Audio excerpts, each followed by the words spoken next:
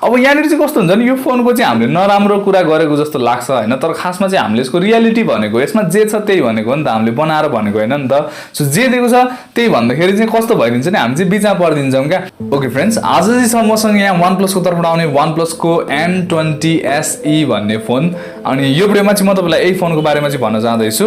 अनि मैले देखे अनुसार चाहिँ यो फोन कस्तो खालको फोन छ भने OnePlus को चाहिँ यो वर्षको सबैभन्दा वर्स्ट फोन जस्तो लाग्छ मलाई। OnePlus ले लन्च गरेको फोन भरिमा सबैभन्दा नराम्रो फोन चाहिँ मलाई यही लागेको छ हैन।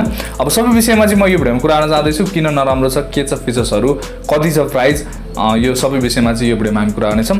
अब ढिला नगरिकन म चाहिँ अनबक्सिङ गर्न चाहदैछु। OnePlus को बक्स चाहिँ एकदमै स्मुथ हुन्छ, अनि त्यसैगरी जुन यो बजेट सेगमेन्टमा चाहिँ OnePlus ले लिएर आउँछ एकदमै प्रिमियम टच चाहिँ दिन खोज्छ तपाईलाई हैन। 50-60 हजार को फोन अनबक्स गरेको जस्तो लाग्छ हैन। सबभन्दा माथिपट्टि चाहिँ मैले एउटा पाउच राखेको देखेँ हैन। सिम इजेक्टर पिन तपाईले पाउन सक्नुहुन्छ, त्यसैगरी तपाईले एउटा सिलिकन केस दिएको छ। नेक्स्ट तपाईले भनेको फोन पाउन सक्नुहुन्छ। अनि यो फोनलाई चाहिँ मैले अगाडि पनि यसको चाहिँ ह्यान्डसन गरिसकेको थिएँ हैन। नडी टेकसँग कोल्याबोरेसन गर्दाखेरि चाहिँ यसको यो फोन चाहिँ मैले ह्यान्डसन गरिसकेको थिएँ। त्यतिखेर चाहिँ ब्ल्याक कलरमा मैले पाएको थिएँ, एकदमै दामी डिजाइन लागेको थियो मलाई। मैले चाहिँ सबभन्दा पहिलोचोटि मैले आफैले देख्दाखेरि पनि यो फोन चाहिँ सायद 40-50 हजारको फोन होला भनेर चाहिँ सोचेको थिएँ, तर बजेट फोन भनेर भन्दाखेरि चाहिँ म अचम्म परेको थिएँ। सो डिजाइन चाहिँ अभियसली एकदमै दामी खालको डिजाइन तपाईँलाई दिएको छ। म एकछिनपछि डिजाइनमा आउनेछु फोनको। यहाँ तपाईँले पाउन सक्नुहुन्छ एउटा 33 वाटको तपाईँलाई चार्जर दिएको छ। सो चार्जर चाहिँ तपाईँले एकदमै राम्रो पाउन सक्नुहुन्छ। अनि त्यसैगरी तपाईँलाई चाहिँ रेड कलरको चाहिँ OnePlus को केबल पाउन सक्नुहुन्छ, टाइप सी को केबल तपाईँलाई दिएको छ है। अब त्यसैगरी अब सबभन्दा पहिला चाहिँ म यहाँ प्राइसिङको बारेमा कुरा गर्न चाहन्छु फोनमा जानुभन्दा अगाडि हैन। यो फोनको प्राइस चाहिँ 23,500 राखेको छ कम्पनीले। अनि अब पहिलोचोटि यो फोनको बारेमा चाहिँ तपाईँले सुन्दै हुनुहुन्छ भनेदेखि तपाईँलाई फोनको बारेमा थोरै पनि नलेज छ भने यसको स्पेक्स मैले कुरा गरेँ भनेदेखि तपाईँहरू आफै सोच्न पनि सक्नुहुँदैन कि OnePlus ले तपाईँलाई यस्तो खालको स्पेक्स चाहिँ 23,000 मा दिइरहेको छ भनेर, 23-24 हजारमा। अब यो फोनलाई चाहिँ म सबभन्दा पहिला यो र्यापर हटाएर हातमा लिन चाहन्छु। सो डेफिनेटली एकदमै दामी खालको डिजाइन भएको फोन छ यो। ओके, डेफिनेटली यो कलर पनि एकदमै राम्रो लाग्यो मलाई। मसँग चाहिँ यहाँ ब्लू कलरमा रहेको छ, अनि यो ग्रेडियन्ट टाइपको चाहिँ तपाईँलाई ब्याक साइड दिएको छ। यो कलर पनि एकदमै राम्रो लाग्यो, तर ब्ल्याक कलर चाहिँ यो भन्दा पनि अझै बेटर लागेको थियो मलाई। त्यही भएर तपाईँहरू यदि यो फोनसँग जाँदै हुनुहुन्छ भने, म त जानु भन्दिनँ हैन, तर पनि तपाईँलाई चाहिँ अब डिजाइन मन परेर एकदमै किन्न मन लागेको छ भनेदेखि तपाईँ ब्ल्याक कलर एकचोटि हेर्न सक्नुहुन्छ। यो भन्दा पनि बेटर लागेको थियो मलाई। सो अब चाहिँ म यो फोनको बारेमा थोरै कुरा गर्न चाहन्छु। OnePlus ले चाहिँ यहाँ के गरेको छ भने Oppo A75 हो कि 77 यस्तै के नाम गरेको फोनलाई चाहिँ यो रिब्रान्ड गरेको हो। अनि डेफिनेटली मैले पनि यहाँ यो फोनको बारेमा चाहिँ अझै राम्रोसँग डिटेल्समा कुरा गर्दै गएँ भनेदेखि चाहिँ मलाई पनि यो फोन चाहिँ Oppo को फोन जस्तो लाग्न थाल्छ हैन। OnePlus को टाइपको फोन चाहिँ छैन स्पेक्सहरुदेखि लिएर सबै कुरा हेर्नु पर्दाखेरि। अब डिस्प्लेको बारेमा कुरा गर्नु पर्दाखेरि चाहिँ यो फोनमा चाहिँ तपाईले IPS LCD डिस्प्ले पाउन सक्नुहुन्छ। त्यति मात्र होइन, यो फोन चाहिँ HD+ को डिस्प्लेको साथमा आउँछ। 60 हर्ज को डिस्प्ले छ। सो एकदमै नर्मल टाइपको तपाईले डिस्प्ले पाउनु भइरहेको छ हैन।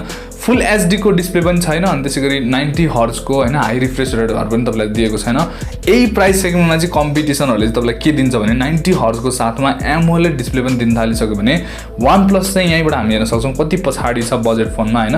अब फ्ल्यागशिप फोनहरुमा चाहिँ OnePlus ले डेफिनेटली एकदम राम्रो काम गरेको छ, खतरा फोनहरु चाहिँ लन्च गरेको छ हैन। ह्यासल ब्लेड देखि लिएर धेरै क्यामेराहरु तपाईलाई दिन खोजेको छ, एकदमै नयाँ कुराहरु चाहिँ गर्न खोजेको छ। अब त्यही लेभलको चाहिँ बजेट फोनमा पनि आउनु पर्यो भन्न खोजेको होइन। त्यो हिसाबको चाहिँ ब्रान्ड भ्यालु भइसकेपछि चाहिँ एउटा बजेट फोनलाई लन्च गर्दाखेरि पनि थोरै सिरियस भइदियो भनेदेखि चाहिँ कति राम्रो हुन्थ्यो जस्तो लाग्छ हैन। किनभने OnePlus को फोन भन्ने बित्तिकै धेरै जना यंगस्टरहरुलाई चाहिँ मन पर्छ। यसले चाहिँ एउटा सफ्टवेयर देखि लिएर हार्डवेयर देखि लिएर सबै कुराहरु चाहिँ एकदमै राम्रो दिन्छ भन्ने चाहिँ विश्वास थियो। तर हिजोआजको फोन हेर्ने हो भनेदेखि चाहिँ OnePlus को खासै राम्रो मैले देखेको छैन। स्पेशली यो वाला फोन चाहिँ एकदमै नराम्रो लागेको छ मलाई। अब त्यसैगरी यो फोनको चाहिँ म यहाँनिर स्पेक्सको बारेमा चाहिँ कुरा गर्न चाहन्छु। यसमा चाहिँ तपाईले Helio G35 को चाहिँ प्रोसेसर पाउन सक्नुहुन्छ। अब यो प्रोसेसर भनेको चाहिँ 14-15 हजारमा चाहिँ हामीले मजाले देख्न सक्छौं यो प्रोसेसर हैन। यो भन्दा पनि बेटर प्रोसेसर युनिसोको T610 हरु चाहिँ आउन थालिसक्यो अहिलेको फोनहरुमा। तर पनि 15-16 हजारमा चाहिँ यो खालको प्रोसेसर चाहिँ हामीले मजाले देख्छौं। Helio G35 भनेको 3 वर्ष पुरानो प्रोसेसर हो। अनि यहाँनिर मैले नर्मली यतिकै सेटिङतिर जाने ओर्ने गरे भने पनि तपाईले यहाँनिर क्यामेरामा कतिको हेर्न सक्नुहुन्छ, कति स्लो छ यो फोन भन्ने यहाँनिर थाहा हुन्छ हैन। कतिको ल्यागहरु मैले फेस गरिरहेको छु भनेर जेस्चरहरु चलाउँदाखेरि। सो त्यही भएर यो चाहिँ अलिकति नराम्रो प्रोसेसर दिएको छ तपाईलाई। जुन हिसाबको यसको प्राइसिङ छ 23-24 हजारमा चाहिँ यो प्रोसेसर भनेको जाने प्रोसेसर होइन। तपाईले यो भन्दा बेटर प्रोसेसर चाहिँ पाउन सक्नुहुन्छ। अनि अभियसली अब OnePlus को चाहिँ सफ्टवेयर राम्रो हुन्छ भनेर धेरै ठाउँमा तपाईले सुन्नु भएको होला। तर अब प्रोसेसरै नराम्रो भइसकेपछि चाहिँ सफ्टवेयर जतिसुकै राम्रो भए पनि तपाईले ल्यागहरु फेस गर्नुहुन्छ। अब नयाँ नयाँमा सुरुमा अलिअलि ल्याग तपाईलाई नलाग्ला हैन, तर डेली युज गर्दै गइसके पछाडि चाहिँ तपाईले डेफिनेटली यसमा फेस गर्न सक्नुहुन्छ eMMC 5.1 को तपाईलाई स्टोरेज दिएको छ।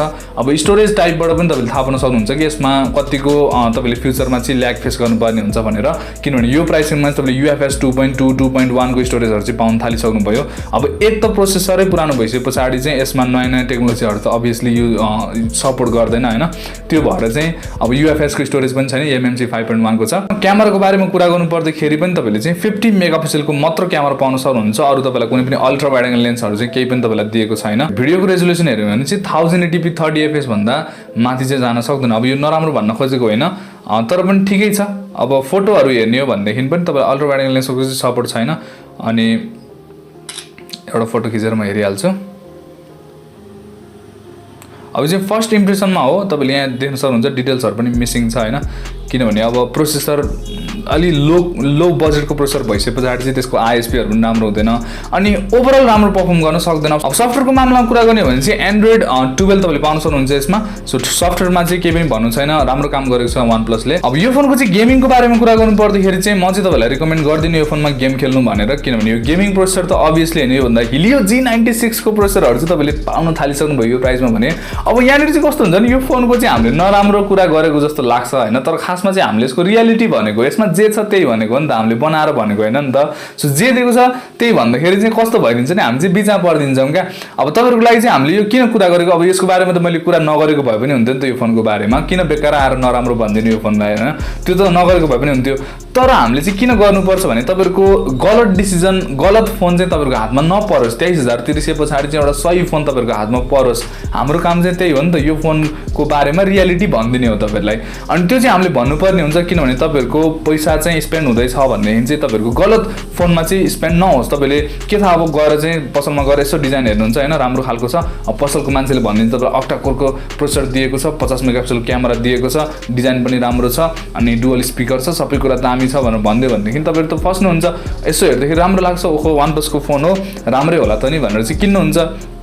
अब खासमा रियालिटी अझै राम्रोसँग भन्दिने भनेको त हामीले हो नि त तपाईहरुलाई। अब त्यो भन्दाखेरि चाहिँ ब्रान्डलाई चाहिँ कस्तो लाग्छ भन्देखि हामीले चाहिँ यो फोनको बारेमा नराम्रो भनेको जस्तो लाग्छ, तर खासमा चाहिँ हामीले यसको रियालिटी भनेको जे दिएको छ त्यही भन्दाखेरि चाहिँ अब नराम्रै प्राइसमा आइसके पछाडि त नराम्रै देखिन्छ नि त, किनभने कम्पिटिसनमा जाने हो नि त। कम्पिटिसनको फोनहरु हेर्दाखेरि त राम्रो फोनहरु हामीले पाइरहेको छौं भनेदेखि त यो फोन चाहिँ हामी किन जाने भन्ने हुन्छ नि त। डिजाइन राम्रो छ ल, ठीक छ, हेर्छौं हामी ल राम्रो रहेछ भन्ने बस्ने हो नि त, तर युज गर्ने त हामीले भित्रको डिस्प्ले हो नि त। जतिखेर पनि तपाईले पछाडिपट्टि फर्काएर चाहिँ यसको डिजाइन हेरेर त बस्नु हुँदैन होला। सो त्यो भएर चाहिँ अब 1-2 दिनको लागि डिजाइन म्याटर गर्छ होला, तर सधैँभरिको लागि त हामीले यो भित्र युज गर्ने कुराहरु नै म्याटर गर्छ नि त। डिस्प्ले म्याटर गर्छ, तपाईको प्रोसेसर म्याटर गर्छ, स्टोरेजको टाइप म्याटर गर्छ, अनि त्यसैगरी सफ्टवेयर त अब राम्रो छ, सफ्टवेयर पनि म्याटर गर्छ।